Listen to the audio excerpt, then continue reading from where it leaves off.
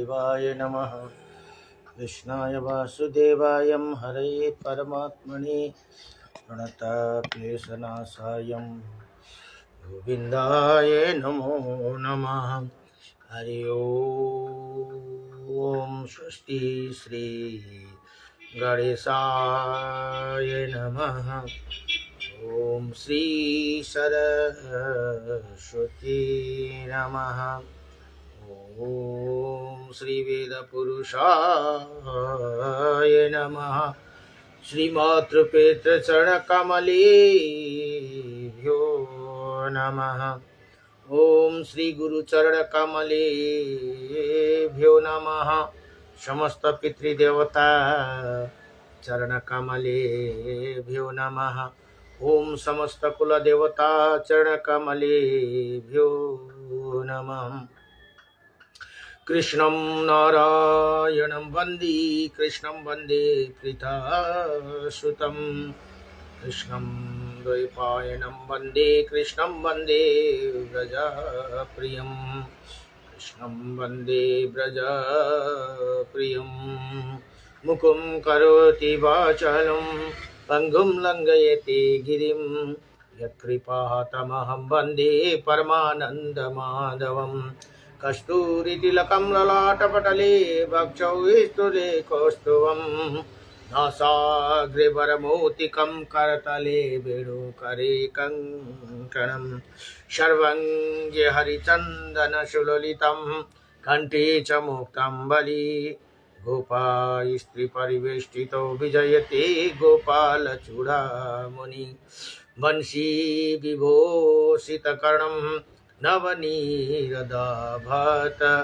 पीताम्बरदारुणविमाफलधरोष्टः पूर्णेन्द्रसुन्दरमुखः अरविन्द्रनेत्रः।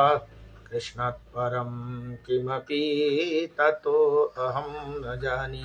सच्चिदानन्दरूपायं विश्वोत्पत्त्यादिहेतवे त्रापत्राय विनाशाय श्रीकृष्णाय वयं नमः। ओम कृष्णाय वासुदेवाय देवकीनंदनाय च नंदगोपकुमाराय गोविन्दाय नमो नमः। जय जय श्री राधे मेरी स्वामिनी। मैं राधे जो की दास। जन्म जन्म दीजियो मोहे श्री चरण को वास। जन्म जन्म दीजियो मोहे श्री वृंदावन को वास। नारायणं नमस्कृत्यं नरं चैव नरोत्तमं। देवीं सरस्वतीं व्यासं ततो जयमुदीरयेत्। श्री परमात्मने नमः। ओम गुरुर्ब्रह्मा गुरुर्विष्णु गुरुदेव महेश्वरः। गुरु साक्षात् परं ब्रह्म तस्मै श्री गुरवे नमः। अखण्डमण्डलकारकं व्याप्तयिनं चराचरं तत्पथं दर्शितं येनं तस्मै श्री गुरवे नमः। नारायणं नमस्कृत्यं नारायणं परं ब्रह्म नारायणं परं तप नारायणं परं देव सर्वनारायणं सदा। मंगलं भगवान् विष्णु मंगलं गरुड़ध्वज मंगलं पुंडरीकाक्ष मंगलाय तनो हरि। मंगलं भगवान् शंभो मंगलं वृषभध्वज मंगलं पार्वतीनाथ मंगलाय तनो हर। शांताकारं भुजगशयनं योगी विद्यानगम्यं वन्दे विष्णुभयहारणं सर्वैलोकैकनाथम्। ॐ नमो भगवते वासुदेवाय कृष्णाय वासुदेवाय हरये परमात्मने प्रणतक्लेशनाशाय गोविन्दाय नमो नमः। हरि ओम श्री परमात्मने नमः। राइले श्री भक्तमाल का ग्रंथ ध्यानोदय। आज भक्तमाल को प्रसङ्ग 24 अध्याय आज अन्तिम अध्याय। त्यहाँदेखि अब भोलिदेखि 30 अध्यायको प्रसङ्ग सुरु हुन्छ। आज श्री समिकजी ऋषि र श्री उत्तानपादजी र श्री यज्ञवल्क्यजीका कथा यहाँ बताउनुहुन्छ। यहाँ भन्नुहुन्छ, परम तेजस्वी श्री समिकजी वन में गौ के रहने की स्थान में बैठे थे और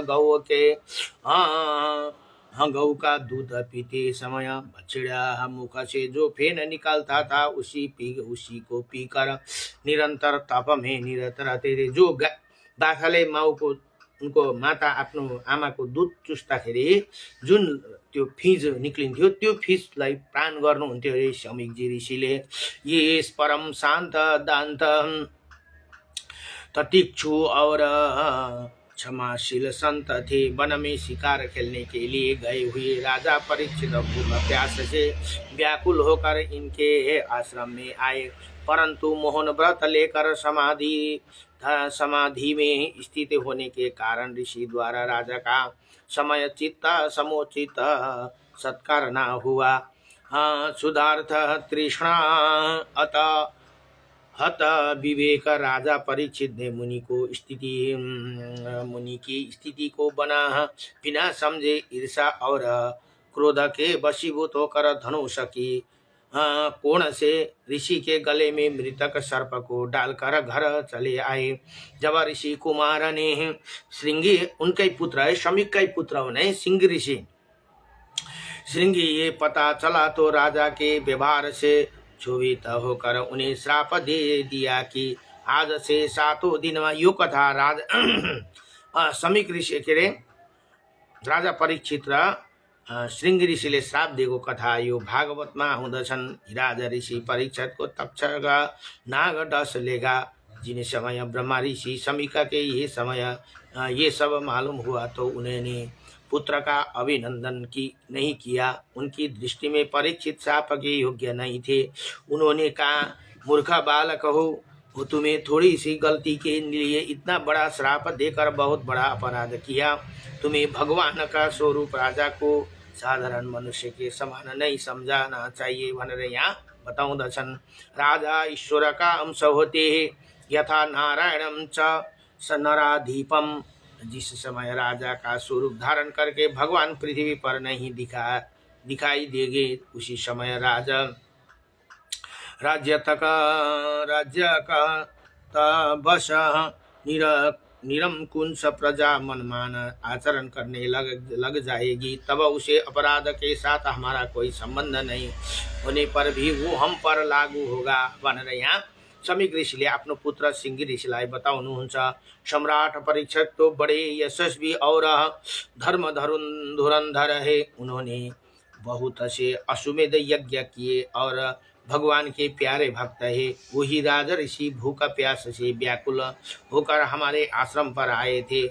वो शाप के योग्य कदापि नहीं थे। इसी न समझ बालकों ने हमारे निष्पाप सेवक राजा का अपराध किया। सर्वात्मा भगवान की कृपा और इसे क्षमा करे। हे महामुनि, समिका के पुत्र को अपराध पर बड़ा पश्चाताप हुआ। राजा परीक्षित ने जो अपमान किया था उस पर तो उनका ध्यान ही नहीं गया। यदि साधु पुरुष को स्वभाव विशेषता है कि तत्पश्चात महर्षि समिक ने अपने गौरमुख नाम वाले परम संयमी शिष्य द्वारा राजा को श्राप का सूचना भेजा तथा स्वयं राजा की मंगल कामना की भनेर यहाँ बताउनुहुन्छ। अब फेरि श्री उत्तानपाद जी को कथा। यो उत्तानपाद जी जुन मनुका पुत्र हुन् है। यहाँ भन्नुहुन्छ, महाराज उत्तानपाद स्वयंभू मनु के ज्येष्ठ पुत्र थे। इनकी 2 रानियां थी, सुनीति और सुरचि। परम भागवत ध्रुव ने महाराज उत्तानपाद के पुत्र थे। इनका विवरण छन्दवान में ध्रुव की प्रशंसा में आते हैं भनेर यहाँ यति नै बताउनु भयो। अब श्री यज्ञवल्क्य ऋषि का कथा। ये ब्रह्मा जी के अवतार है। एक समय की बात है कि ब्रह्मा जी एक यज्ञ कर रहे थे। ब्रह्मा जी के पत्नी सावित्री माता भनेको जो वेद माता हुनुहुन्छ आने में देर हुई और शुभ मुहूर्त बीत जा रहा था। तब इंद्र ने एक गोप कन्या को लाकर कहा, कि इसका परे पानी ग्रहण कर यज्ञ आरंभ कीजिए, परंतु ब्रह्माणी ना होने के कारण उनके ब्रह्मा ने गौ के मुख से प्रविष्ट कर योनि द्वारा निकलकर ब्रह्माणी बना लिया, क्योंकि ब्राह्मण का और गौ का कुल शास्त्र में एक माना गया है भनेर यहाँ बताउनु। त्यही कारण हेर्नुहोस् है, ब्राह्मण र गौको एउटै कुल हो, किनभने ब्रह्माजीले गौको योनिबाट एउटा एकजना ब्रह्माणी पुत्रीको त्यहाँ प्राकट्य गर्नुभयो भनेर यहाँ बताऊँ। और ब्राह्मण के साथ यज्ञ में दूसरा स्त्री को बैठा कर उन्हें ब्रह्मा जी को शाप दिया कि तुम मनुष्य लोक में जन्म लो और कामी हो जाओ। आप अपना संबंध ब्रह्मा से तोड़कर ये तपस्या करने चली गई और कालांतर में ब्रह्मा जी ने चारण ऋषि के यहाँ जन्म लिया और वो उनका यज्ञ बल का नाम हुआ भनेर यहाँ बताउनु भयो। जुन स्वयं ब्रह्मा जी का अवतार हुनुहुन्छ। तरुण होने पर ये शापवत अत्यंत कामी हुए, जिसके पिता ने उनके घर से निकाल दिया। पागल सरीखे भटकते हुए वो चंपाकतपुर में श्री साकल्य ऋषि के यहाँ पहुंचे और वहाँ उन्होंने वेद अध्ययन किया। एक समय अनार्त देश का राजा चतुर्मार्य व्रत करने को वहाँ प्राप्त हुए और उन्होंने अपने पूजा पाठ के लिए शाकल्य को पुरोहित बनाया। शाकल्य ऋषि ने नित्य प्रति अपने यहाँ एक विद्यार्थी पूजा पाठ करने को भेज देते थे। एक बार यज्ञवल्क्य जी की बारी आई। ये पूजा आदि करके वो मंत्राक्ष लेकर आशीर्वाद देने लगे। तब वो राजा विषय में आसक्त था, अतः उसने कहा कि ये लड़की जो पास ही पड़ा है, इस पर अक्षता डाल दो। यज्ञवल्क्य जी ने अपमान समझकर क्रोध में आया और आशीर्वाद के मंत्राक्ष काष्ठ पर छोड़कर चले गए और दक्षिणा भी नहीं ली। मंत्राक्ष पढ़ते ही काष्ठ में शाखा पल्लव आदि हो गए। यदि ये देखकर राजा बहुत पश्चाताप हुआ कि यदि ये अक्षता मेरे सिर पर पड़ते तो मैं अजर अमर हो जाता। दूसरे दिन राजा ने साकल्य जी के कहला भेजा कि आज भी उसी शिष्य को भेजिए, परंतु उन्होंने कहा उसी हमारा अपमान किया है, इसलिए हम नहीं जाएंगे भनेर यज्ञवल्क्य जीले मना गरिदिनु भयो। तब साकल्य मुनि कुछ दिन और विद्यार्थियों को भेजा। राजा विद्यार्थियों से दूसरे काष्ठ पर आशीर्वाद छुड़ा देते थे, परंतु किसी के मंत्रक्ष से काष्ठ हरा भरा ना हुआ। ये देखकर राजा ने स्वयं जाकर आग्रह की कि आप यज्ञवल्क्य जी का ही भेजे, परंतु इन्होंने साफ जवाब दे दिया। साकल्य को इस पर क्रोध आ गया। उन्होंने कहा कि स्कंद यो कुरा एकमक्षरम यस्तु गुरु शिष्याय निवेदयते पृथिव्यां नास्ति तद द्रव्यं यद तत्तो चारुणी भवेते। स्कंद पुराण में यह बताइएको छ न, अर्थात गुरु जो शिष्य को एक भी अक्षर प्रदान करता है वो पृथ्वी में कोई ऐसे द्रव्य नहीं है भनेर यहाँ बताउनु भयो। यसको जुन यहाँ मैले अहिले संस्कृति पढेको अर्थ चाहिँ यहाँ बताउँदैछ।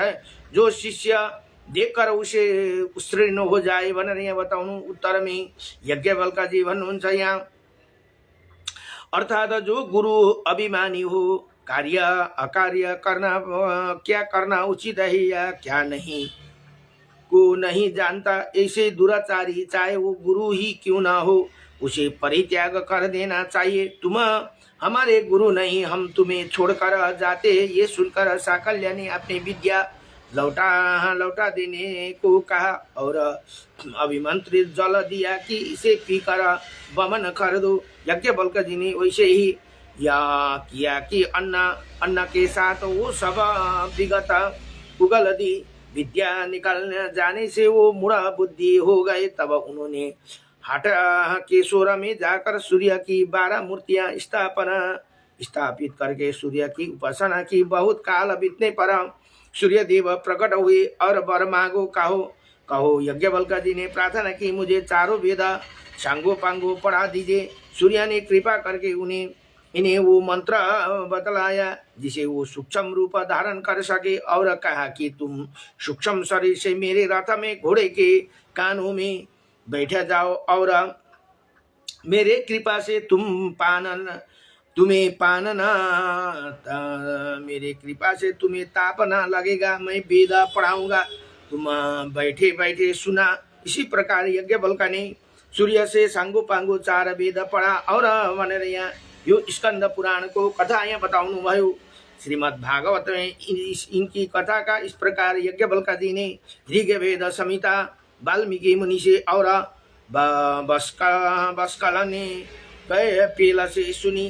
पेला ने श्री व्यास जी से पढ़ी थी और व्यास जी से पढ़ी थी। इसी प्रकार यजुर्वेद संहिता व्यास जी ने अपने शिष्य वैशंपायन जी से कही। वैशंपायन जी ने यज्ञवल्क्य ने पढ़ी थी। एक बार वैशंपायन जी को ब्रह्मा हत्या लगी।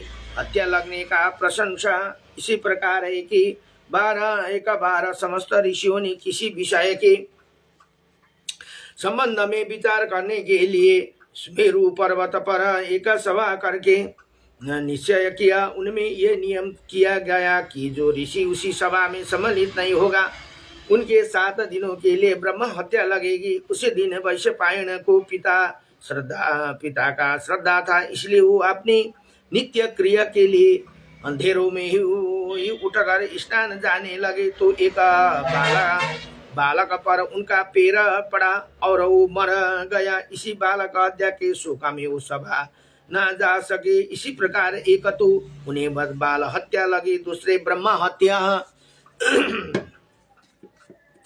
इन्होंने दोनों हत्याओं को निवारण वैशंपायन जी ने अपने सब शिष्यों को प्रायश्चित करने को कहा। तब उनके शिष्य चारका ने हत्या दूर करने वाला व्रत आचरण किया। उसी समय यज्ञवल्क्य जी ने गुरु श्री वैशंपायन जी से कहा, भगवान ये 4 कर्म 4 ब्राह्मण तो बहुत सी थोड़ी शक्ति रखते हैं, इनके व्रत पालन से लाभ ही कितना है। मैं अकेला ही आपको प्रायश्चित के लिए बहुत सी कठिन तप करूंगा। तब ये सुनकर वैशंपायन जी ने रुष्ट होकर बोले, मुझे ब्राह्मण को अपमान करने वाला ऐसे शिष्य कोई प्रयोजन नहीं है। तुम्हें अब तक मुझे जो कुछ अध्ययन किया वो सब शीघ्रता त्याग कर दो और यहाँ से शीघ्रता चले जाओ। यज्ञवल्क्य जी ने यजुर श्रुतियों का वमन कर दिया और वहां से चले गए। उन्हें वामन रूप से पढ़े हुए यजुर्वेद के अत्यंत संयम्य मंत्र को देखकर अत्यंत अनन्य मुनियों ने लोलुपता बस तितिर का रूप धारण कर उन्हें ग्रहण कर लिया। तितली बनेको होला, तितिर का तितर रूप इसीलिए धारण कर लिया कि ब्रह्मा रूप से वामन कैसे निकले। यही कारण है कि वो अत्यंत मनोहर यजुर शाखा तेतेरिया शाखा कहलाई।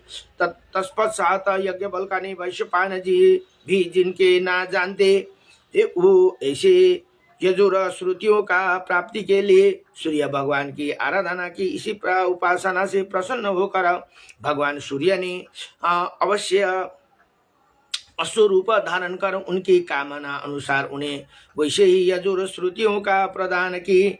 वही बाजसेना या शाखा के नाम से प्रसिद्ध हुई।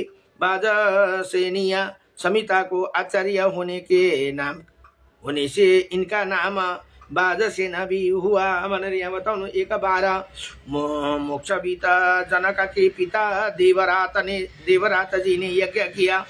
अर्धवयु कर्म से जो प्रायश्चित आदि करते हैं वही वैशंपायन जी के करा रहे थे। उनके करने में कुछ त्रुटि हो जाने से यज्ञ में कुछ न्यूनता मालूम पड़ी। उसी समय यज्ञवल्क्य जी ने वैशंपायन जी को टोका। तब जनक तथा वैश्वपायन दोनों इसी प्रार्थना का कि उसकी पूर्ति करा दो। यज्ञवल्क्य जी ने अपने वेदों से उसी त्रुटि की पूर्ति कराई। यज्ञ समाप्त होने पर देवराता जी ने जब वैश्वपायन को दक्षिणा दी, तब यज्ञवल्क्य जी ने उसका विरोध किया और कहा कि ये सब दक्षिणा हम मिलनी चाहिए, न कि वैश्वपायन को, क्योंकि यज्ञ की पूर्ति तो हमने अपने वेदों से कराई। अंत में महर्षि देवल ने ये दक्षिणा दानों में आधा आधा बटा दी। यज्ञवल्क्य जी ने उनके कहने से स्वीकार कर लिया। एक बार देवराज जी के पुत्र मोक्षवित राजा जनक के ब्रह्मनिष्ठ ऋषियों का समाज एकत्र किया और एक शास्त्र शाश्वत गौ को समल कृत कर ये प्रतिज्ञा की कि जो ऋषि ब्रह्मनिष्ठ हो हमारे प्रश्नों का उत्तर दे और इन्हें गौ ले जाए। सब ऋषि सोचने लगे कि ब्रह्मनिष्ठ तो हम सभी है, तब दूसरों को अपमान करके हमसे कोई एक इन गायों को कैसे ले जाए। इतने में यज्ञवल्क्य जी आए और उन्होंने ये कहते हुए कि मैं ब्रह्मनिष्ठ हूँ, अपने शिष्यों को ज्ञान दी कि इन्हीं गौ को आश्रम पर ले जाओ, मैंने इन्हें इनके प्रश्न का उत्तर दूंगा। इस पर अन्य सब ब्रह्मनिष्ठ ऋषि बिगड़ गए। तब इन्होंने सबको परास्त किया। राजा जनक यज्ञवल्क्य जी के शिष्य हो गए भनेर यहाँ बताउनुहुन्छ। अब यहाँ भन्नुहुन्छ तुलसीदास जी ने भी इन्हें परम विवेक कहा कि ये जग बालिका मुनि परम विवेकी। रामचरित्र मानस सूर्य भगवान से समस्त वेदों को ज्ञान प्राप्त होने के बाद लोगों आपसे बड़े उत्कंठा प्रश्न किया करते थे। अपने सूर्य भगवान से शिकायत की, तब उन्होंने वर दिया कि जो कोई तुमसे अति प्रश्न करेगा तथा तुमसे वाद विवाद करेगा, तुम्हारे निश्चित किए यथार्थ सिद्धांत पर भी वृतंडावाद करेगा, उसका सिर फट जाएगा। वर्णन आया है कि साकल्य ऋषि ने यज्ञवल्क्य जी का उपहास किया तो उनका सिर फट गया। तभी से सब लोग इन्हें प्रश्न करने में डरने लगे। इन्हें श्री काकभूषुंडी जी से श्री रामचरित्र मानस श्रवण किया और महर्षि भारद्वाज को सुनाया। ते ही मन जा बालिका पुनि पावा, तनु ही पुनः भारद्वाज प्रति गावा। यति भनेर श्री यज्ञवल्क्य जी को कथा पनि यही पूरा भयो है। अब भोलिको प्रसंग, भोलि 30 अध्यायको प्रसंगमा अब राजा ऋषि नेमी और 9 योगीश्वरको कथा। भोलिको प्रसंग पनि बडो दिव्य छ है। यो भक्तमाल जुन ग्रन्थ थियो सबै पुराणबाट निकालेको, 18 पुराणबाट निकालेर रामचरित्र मानस सबैबाट निकालेर यो ग्रन्थ निर्माण भएको अथवा लेखिएको है। यो भक्तमाल ग्रन्थ बडो दिव्य ग्रन्थ हो यो। नमो भगवते वासुदेवाय कृष्णाय वासुदेवाय हरे परमात्मने नमः। प्रणत क्लेशनाशाय गोविन्दाय नमो नमः। श्री कृष्ण गोविन्द हरे मुरारे, हे नाथ नारायण वासुदेवं पितृमातु स्वामी सखा मारे। हे नाथ नारायण वासुदेवं बंदीग्रहे तुम अवतारी, कहीं जन्मे कहीं पले मुरारी। हे राधन गर हे भक्त वत्सल, सदैव तेरा दर्शन हो, सदैव तेरा दर्शन हो। गोकुल में चमके मथुरा के तारे, हे नाथ नारायण वासुदेवं श्री कृष्ण गोविंद हरे मुरारी। हे नाथ नारायण वासुदेवं अदर पे बंशी हृदय में राधा, बट गए दोनों में आधा। हे राधा नागर हे भक्त वत्सला सदैव तेरा दर्शन। नमो भगवते वासुदेवाय। ओम श्री विष्णु अष्टविंशति नाम स्तोत्रम किं नामं सहस्राणि जपते च पुनः पुनः यानि नामानि दिव्यानि तानि चक्षुषा केशव।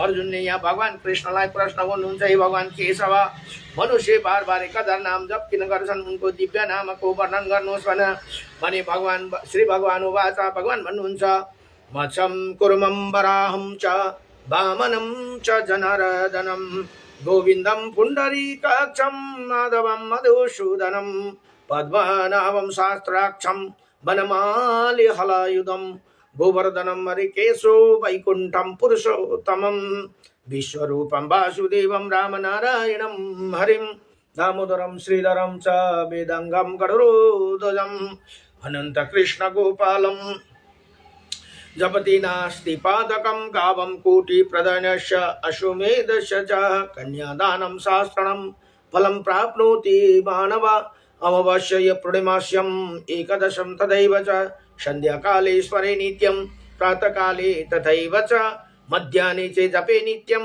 सर्वै पाप प्रमोचति। भगवान भन्नुहुन्छ, हे अर्जुन, यी जम्मा 28 वटा नाम छन्। यी जप गर्ने पुरुषका भित्र पाप रहँदैन। उनले 1 करोड गौदान, 100 अश्वमेध र 1000 कन्यादान गरेको फल प्राप्त गर्दछन् भने औँसीमा पूर्णिमा तथा एकादशी तिथि नभए प्रतिदिन सन्ध्यामा प्रातः एवं मध्याह्न तीनै समय जप गरे भने सम्पूर्ण पापदेखि मुक्ति हुन्छन् भनेर यहाँ बताउनुहुन्छ। नमो भगवते वासुदेवाय। हरे राम राम राम हरे हरे कृष्ण कृष्ण कृष्ण हरे हरे राधे राधे राधे राधे गोविंद राधे राधे राधे राधे राधे गोविंद। हरि ओम।